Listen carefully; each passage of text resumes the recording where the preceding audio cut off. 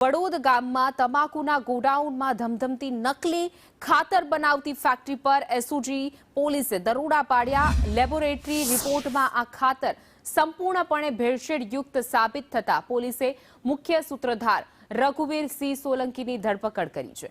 ઘટના સ્થળેથી ₹18.2 લાખની કિંમતની 3454 નકલી ખાતરની બેગ, મશીનરી અને ટ્રક જપ્ત કરાઈ છે।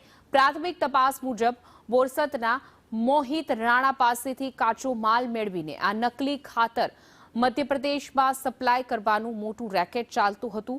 હાલ ફર્ટિલાઇઝર ઇન્સ્પેક્ટરની ફરિયાદના આધારે વાસદ પોલીસે કૌભાંડીના રિમાન્ડ મેળવવાની તજવીજ હાથ ધરી છે।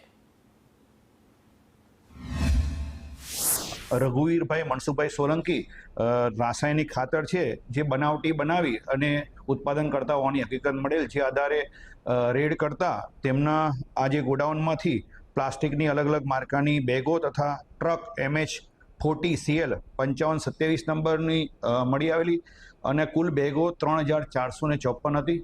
આ રાસાયણિક ખાતર છે એ બનાવટી છે કે કેમ તે બાબતે જે તે સમયે FSL અધિકારી તથા ખેતી અધિકારી શ્રેણી પણ મદદ લેવામાં આવેલી હતી અને આ બાબતે વાસદ પોલીસ સ્ટેશનમાં જાણવાજોગ રજીસ્ટર કરી અને એસઓજી દ્વારા તપાસ હાથ ધરવામાં આવેલ। માહિતી મળતા અમે સ્થળ પર ગયા હતા અને એસઓજી ટીમ સાથે અમે આ કામગીરી કરી હતી। જે ખાતર બનાવતા હતા એ વ્યક્તિનું નામ રઘુવીરભાઈ સોલંકી હતું અને સ્થળ પર ખાતરનો જથ્થો હાજર મળેલ હતો, જેથી અમે ખાતર નિયંત્રણ હુકમની જોગવાઈ પ્રમાણે નમૂના લઈ પૃથક્કરણ માટે લેબોરેટરીએ મોકલેલા હતા અને જેનું પરિણામ આવેથી નમૂના બિન પ્રમાણિત જાહેર થયેલા હતા, જેથી અમે ફરિયાદ દાખલ કરી છે।